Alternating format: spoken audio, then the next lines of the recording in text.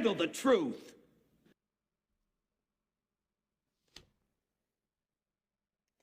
Good evening, everybody. Welcome back to another episode of Thursday Night Get Right. I pray that everybody is safe and sound in their home, comfortable, ready for another great episode, man. As I said in the chat, Demetrius will not be joining us tonight. He is working, so I'd rather him work on, focus on work versus, trying to make it for the show. Life goes on, and the show rolls on, so welcome, everybody. Good evening. First, many blessings to those who have been inflicted with addiction, homelessness, incarceration. You're out here, you're trying to make it. Many prayers and blessings goes to you guys. I understand the struggle. And that's what a lot of tonight's show is going to be about. Is it about, accountability? Accountability has come up a lot in the past week or so, and a lot of the conversations that I've been having with, public officials. And as a returning citizen, we're always going to be judged for our thought process, which I can honestly agree with. I should be judged for my thought process because my thought process has been proven to be flawed in some aspect to where it didn't get along with the social norm. So we're going to get into a lot of that. Going to get into accountability, but before we do that, I just want to show a video. I like to show a couple of my videos from TikTok. So one thing about Thomas Freeme, and I guess what spawned this show is tonight's show is I'm very, very hard on government officials. No question. Because I have been held accountable a lot in my life, from a lot of officials that I knew shouldn't have been the one speaking on accountability. Demetrius, what's going on? You want to come in, partner? Can you come in? Or are you working? You just chiming in. So, and that's exactly right. Like Demetrius said, no one wants to be held accountable, but they want to hold us accountable. And that is a rough sword for us to swallow, knowing that what we've had to go through in our life, and we see other people doing things far worse than what we know that we've done, but yet they're not being held accountable. So accountability is a very, very hard pill to swallow. So hopefully I can assist. I can be the water tonight. That's what like Bruce Lee says, my ultimate master, just be like water. So hopefully I can be a nice long glass of water for that accountability pill tonight. It's very important to be accountable. Without accountability, you won't grow. We cannot grow unless we truly understand the errors of our ways and our thought process. For the longest, I was committing a lot of crimes, and the reason why I was committing these crimes is because I was not taking accountability for myself, and I was blaming other people, and I was using other circumstances and other people to justify why I was committing crime. Some may say that crime may have been justifiable to the circumstances. Some may say that it's not. It's all a matter of perception, but it all boils down to self. If you've watched my show long enough, you understand that I am very, very big on self. Everything spawns from self, and this is my wholehearted message. My overall rounded, all-encompassing message is everything spawns from self. So I'm going to give a detailed account of what that means, my beliefs, my accountability, so that it is on record that when I speak on other officials, I'm speaking from a land of accountability. So before we get into that, as I was saying earlier, I can be very rough on these government officials, no question, but I can be equally rough on us in the community as well. And like I told Demetrius last week, I really want to kind of get into some of us and how and what we do in the community to spawn toxicity and bring toxicity into our life. So this first video, let me see which one I got going on here. Right. Okay. You guys just sit back and watch this here now, and then I'll give you my opinion afterwards.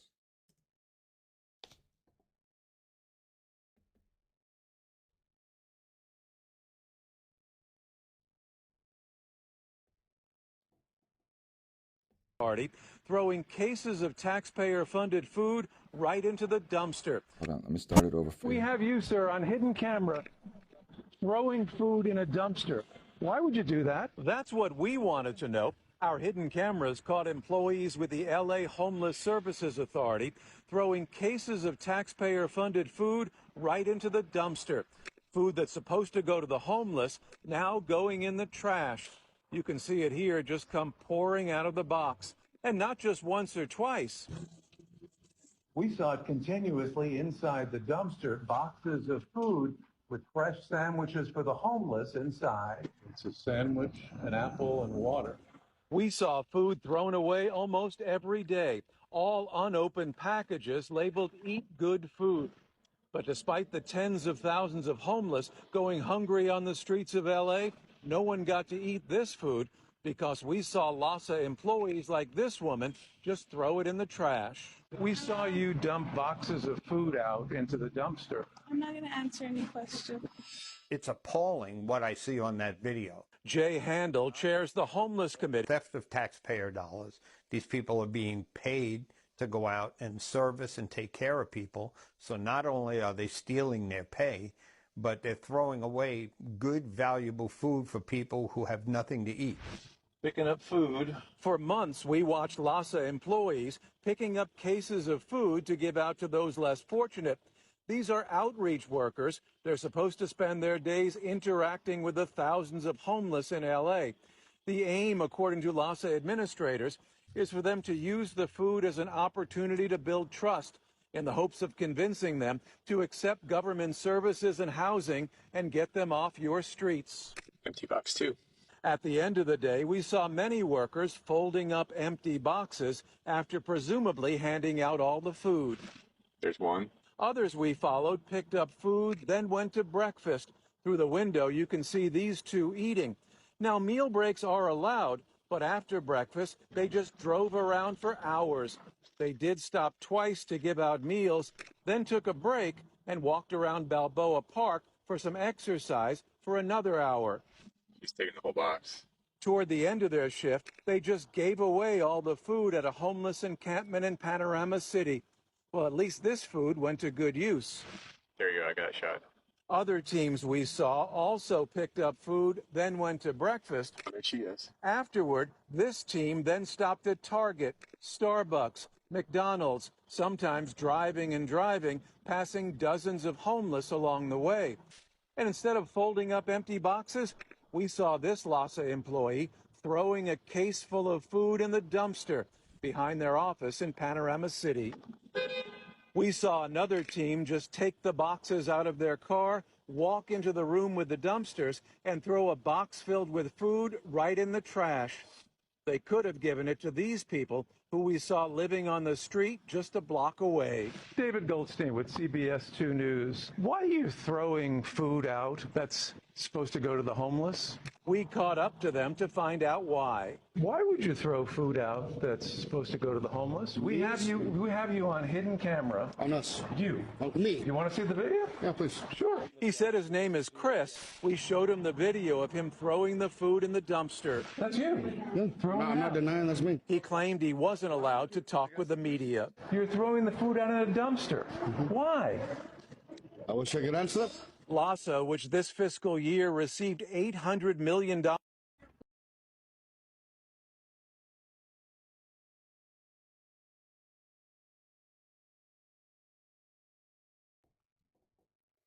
Accountability.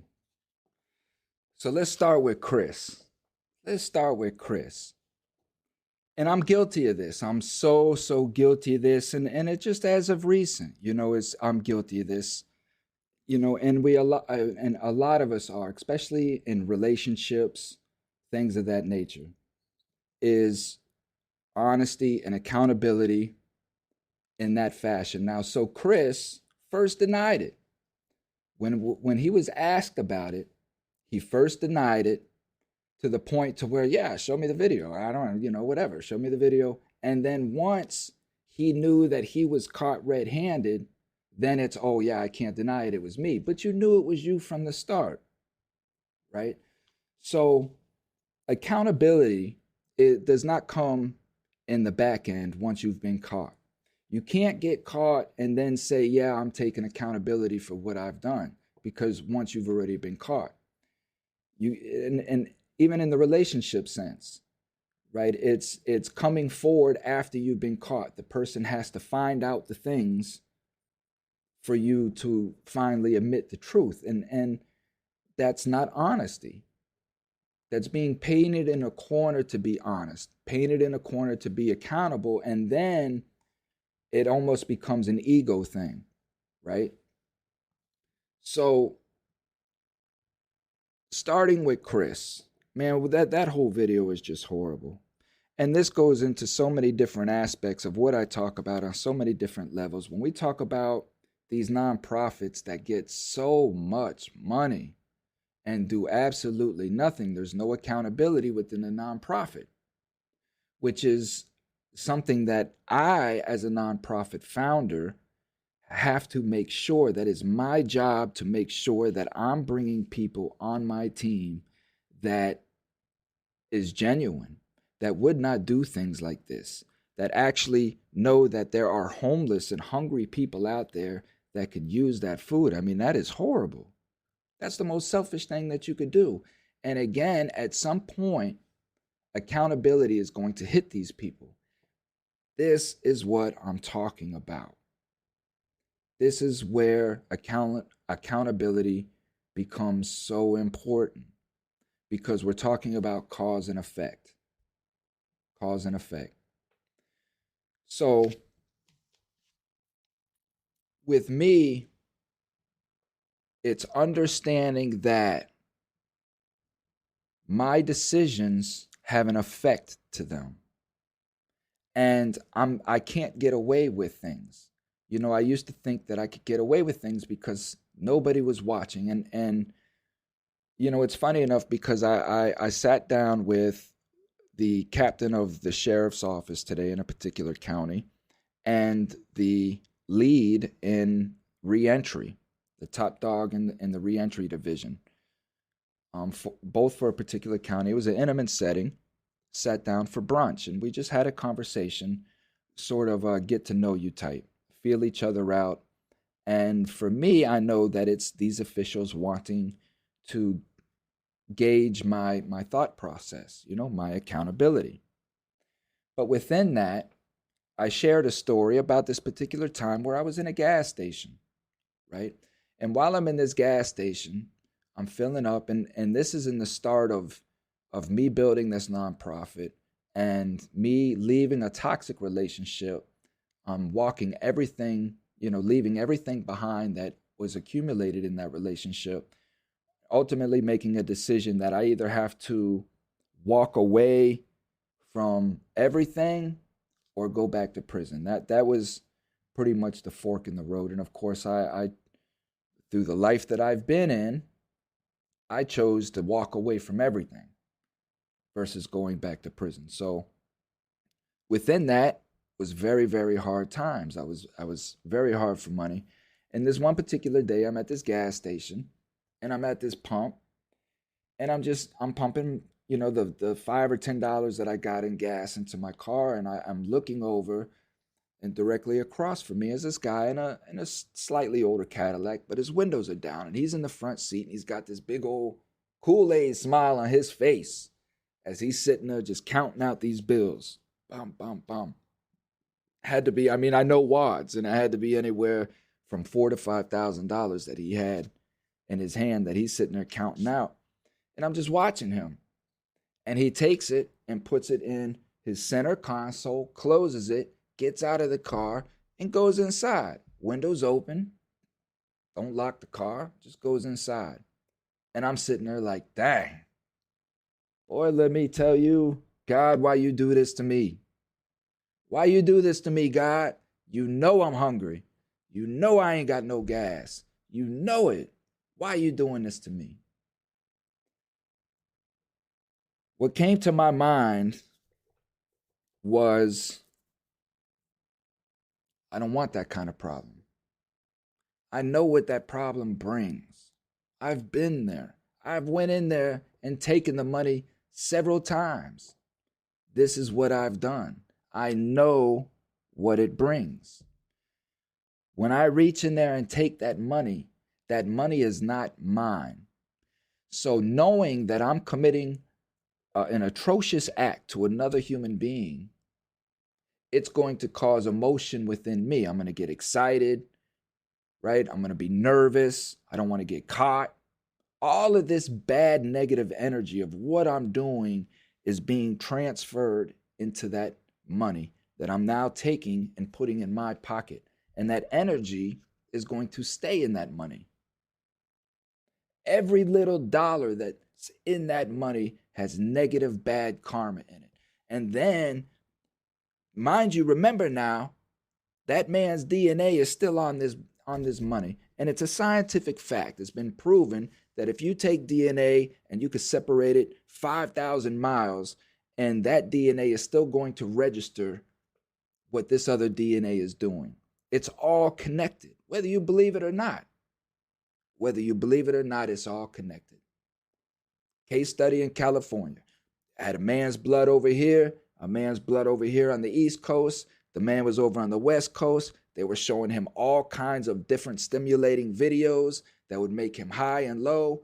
And the blood that was over here on the East Coast was registering his emotions on the West Coast. It's all connected, people. And I know this, and I live my life by it now. So it's understanding that this man's DNA is still in this money. His skin, his flakes, his DNA is on that money. And when he realizes that money is gone, he is going to put negative energy into that money as well. That money is now cursed. It's going to cause so much drama in my life. Just that wad that I took. Who knows where my decision making goes from that point? Because I know that it's bad money. This is what when I started thinking like that, I would take myself back to my drug dealing days and just think about all the chaos that was in my life. And it all spawned from my bad decision making. So I had to start holding my thought process accountable because I don't want drama in my life no more. I'm tired of sleeping on a steel bunk. I've upgraded. I'm on an air mattress now. And I tell people there ain't no shame in my game about it because that air mattress is one of the most comfortable air mattresses that I've slept on in a long time. This is what we don't get. This is what we don't get. We get used to and comforted by these luxuries that can be taken away from us at any time. And I don't want to get back into that comfort, knowing that these people can come take it from me at any time. I want to stay rough and rugged. Rough and rugged. So when it comes to the accountability, Chris, right, you knew what you were doing was a scumbag thing. This is why he wanted to deny it to begin with, because he knew what he was doing was a scumbag thing. It's a horrible thing. It's selfish, it's egoic, and that's what America has become, that you would work for a nonprofit to hand out food to the homeless, and yet you still would rather just throw the food away to make it look like you've done your job so you can sit around and do nothing.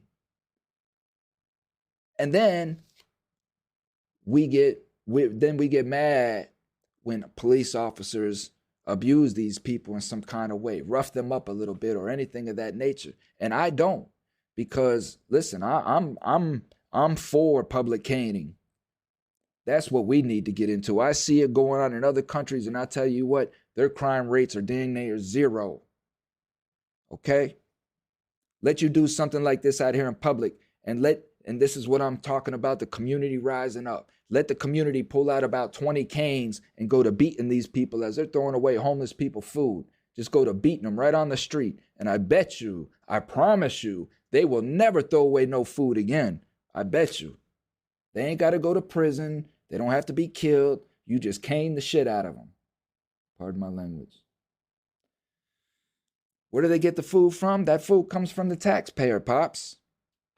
That is a nonprofit, just like me, that receives donations from taxpayers to get this food and pass it out to people that are on the street to eat. And they hire those individuals. These nonprofits get this money and they put these people on a payroll and they hire them to go out and distribute this community work.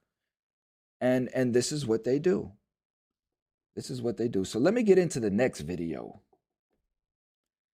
Right? Let me get into the next video and show you some more of how we can be in the community and how we have to start holding ourselves accountable. Here we go.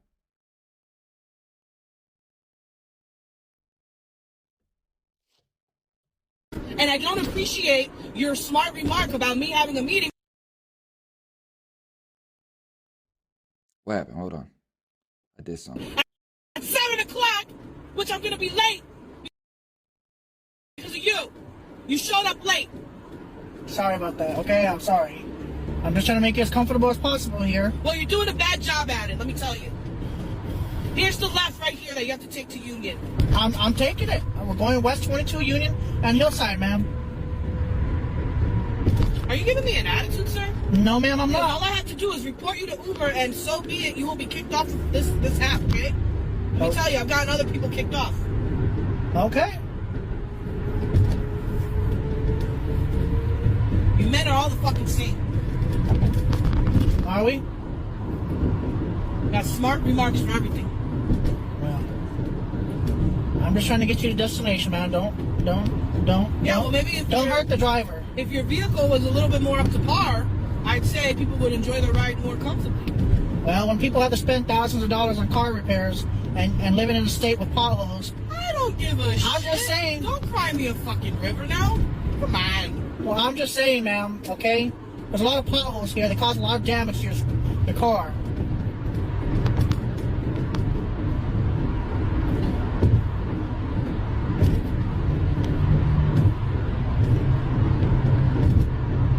Says we'll be there in 14 minutes.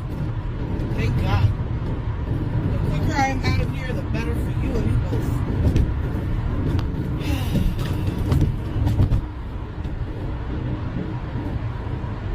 Do you know what the speed limit is here, sir? Yes, it's 45. So then why are you going 50?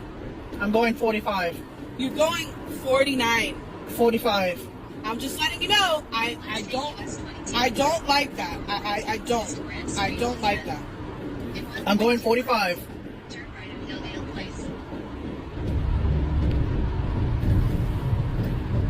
I'm surprised you have 400 stars over here on this app. Wonder where the hell those stars came from. You're gonna be getting that from me. Well, ma'am, I'll make sure that Uber knows that you are not happy with their services. No, I'm not. I just, from getting in the vehicle with my squashed knees, and you don't have a bad knee too, right? I did not know that. That's why I'm complaining, because my knee is hurting. Well, I didn't know that. I'm sorry. Okay, I don't know your life until you get inside this vehicle. I'm not trying to tell you my life, okay? But you told me your knee was hurting. Yeah, that's why I was pissed that this freaking seat is leaning on my knee. You have to have consideration for passengers when they get in your car. And you don't question them where they're going.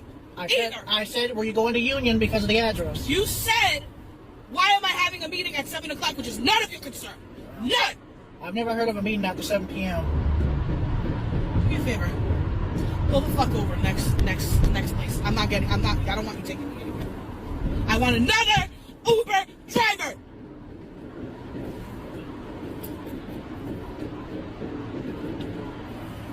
Now! Ma'am, I have to take you to the destination. I'm sorry. I told you to pull the fuck over. Are you going to calm down? I suggest you get over on your right side and go. Hold on. Don't scream too much, all right? Just chill out. There's nowhere to stop you at right now unless you want to stop on the middle of the freeway. Hey, yo, you Look, look. There's nowhere to stop. Okay, I'll pull you over. Just wait. If you're going to calm down, I'll take you to your destination. Just don't talk no more. Because all you're doing is running that lip of yours. And don't nobody want to hear what you got to say. You want to drop off or you want to keep going to the destination? Drop me off at ShopRite. Okay. And I don't appreciate your smart remark about me having a meeting at 7 o'clock, which I'm going to be...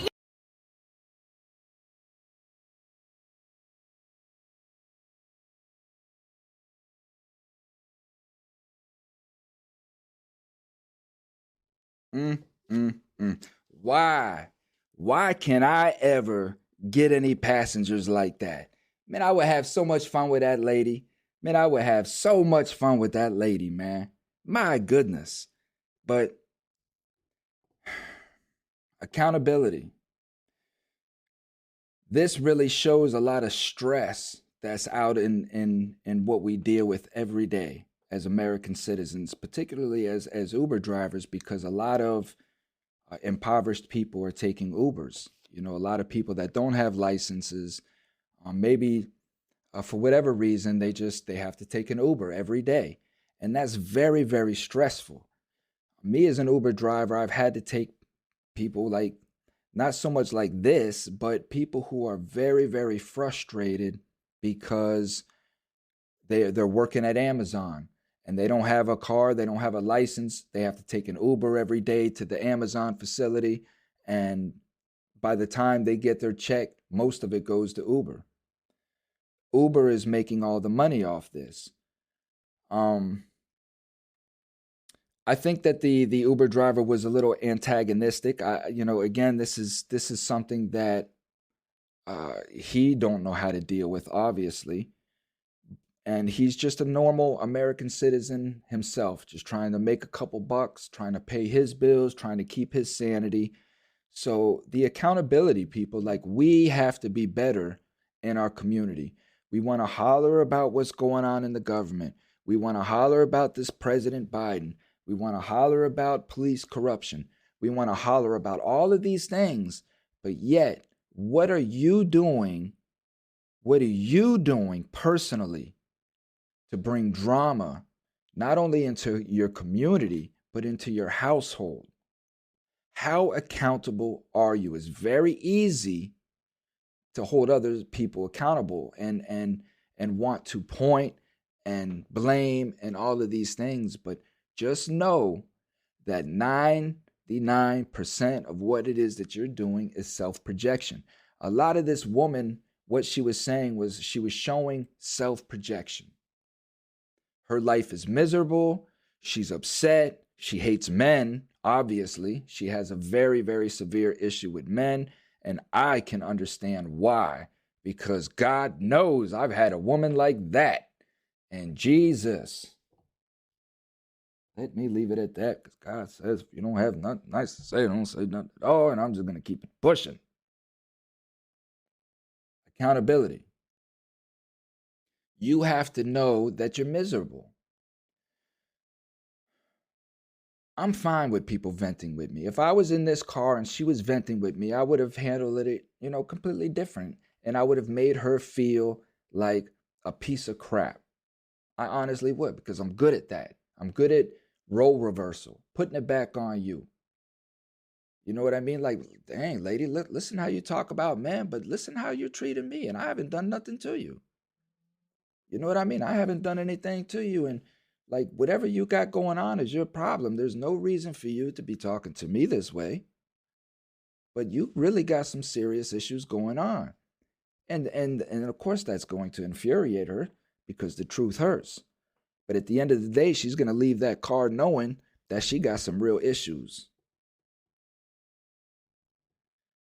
But when it comes to us in the community, we have to be better people. We have to be stronger. And we have to hold ourselves accountable for our attitudes.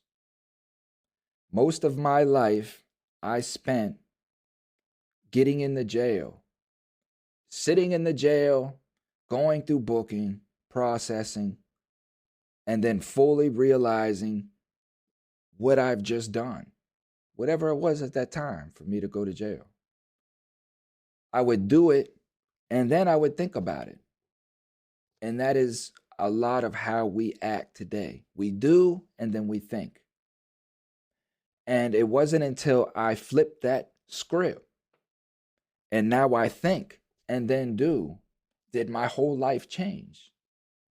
My whole life changed. So if you want to get away from the situation that you're in, you may be out there listening and you may be saying, I'm just tired of the toxicity around me. I'm tired of everything failing around me. I'm tired of miserable people being around me. It all spawns from you. It starts with you. Everything that you hate that's around you is because you put it there. It is a result of your thought process. If you think negative, you're going to attract negative. And you're going to have negative people around you because that is what life is. Life is a reflection of you. That is what self-projection is. You see yourself in life. Life is a reflection of you. So if you do not like what you see, change it. But it's not you changing out here, is you changing in here where the film is at. This is just the projector. These are the lens. The life is the screen. But the movie is here. The content is here. And it's coming from here to out to here onto the screen. If you want your life to change, hold your thought process accountable. Change your thought process and the people will just magically disappear. All of these things that you hate around you will just dissipate and they will be replaced with your new thought pattern. That is how it works. That's how it works. And once I witnessed that with my own eyes and my own being, that is how I operate now, because I understand that that is how life works. None of this stuff matters. All it is a movie screen. Shakespeare told us that. People from history have continuously told us that life is a play. Life is a play. We're just actors on a stage. You have to really, truly understand the depth and what that means. Everything is being played out in front of us for us to learn from. And if we're constantly distracted with these menial things, these material things, you're missing the movie. You're missing the movie. And it's not until you get to the end, man. You know, it's not until the credits start rolling do you realize, like, do I want to be the person that understood the movie, or do I want to be the person talking about, what happened? What I miss? The movie's over already. What happened? That's how it was the first half of my life. I didn't know what the hell happened. Didn't know what was going on. Movie going on, movies playing, and I'm asking everybody, what the hell is going on? People shushing me, telling me to get the hell out of the theater. I ain't got a clue. That's what they did, man. The people kicked me out of the theater, put me in the dungeon. I didn't want to be in the dungeon no more. I wanted to be the star player. That's who I wanted to be ever since I was a kid. I always wanted to be the star player. So it was just understanding how to do that, how to work that, how to get that moving for me, instead of me chasing it, trying to be that, just become that and allow everything to encompass that. And then I will be that star player. And that's who Thomas Freeme is now. Thomas Freeme is that star player. So Am I accountable? You're damn right I'm accountable. I'm the catalyst. I started it all. Every negative aspect of my life was my fault. It was my thought process. I thought I could get away with things. I tried to manipulate things. I tried to lie about things. It was all out of my want. But that does not affect what's going on as far as choices now. The past is only for experience. It's over with. It's nothing to dwell on. It's just there like a book to read. That's it. It's just to reflect on so that when you know what's coming down the road here, you can reflect here and know that there's a good probability that this is going to result in the same. So let me just take a different path. But without that reflection, you're not going to know, and you're just going to keep going down the same path because it's familiar. And we're creatures of habit. We like familiar things. So we're just going to keep going down that same path until we get tired of it. And then we're going to then look for another path. Reflection is key. And that's all the past is for. It's all the past is for. It doesn't define who you are now. It does not define who you will become. It just only is there to show you what you can remain if you live in your past. So with that, be accountable, man. Hold yourself accountable. You don't have to tell on yourself. You don't have to be a rat, a snitch, none of these things to hold yourself accountable. Just hold yourself accountable. When you know you're doing wrong, be the big enough person to say, I'm doing wrong and I need to change it. Because if not, bad energy's coming your way. And then when the bad energy comes your way, you cannot blame nobody but yourself. Can't blame nobody but yourself. So, peace be unto you, my brothers and sisters. Stay safe, stay blessed. Thank you for all my listeners. Make sure that you hit the like and subscribe for me. Please keep the thing going. Keep the train rolling. Keep the snowball snowing. Keep it going. Make sure you spread the word of the Thomas Freeme TV and podcast show, Thursday Night Get Right with Mr. Thomas Freeme and Mr. Demetrius Knuckles-Eel. Hopefully we'll have him back on next Thursday night. Thank you for all the sponsors. Thank you for all the subscribers. Everybody that like Warren Buffett says, man, you know, it's on the shoulders of giants. I could not do it without you guys. I know that I'm standing on the shoulders of many giants who believe in me and who are lifting me up, helping me achieve my dreams of reaching as many people as I can, helping as many people as I can. Thank you to 88.5 for allowing me to bless your airwaves with my podcast.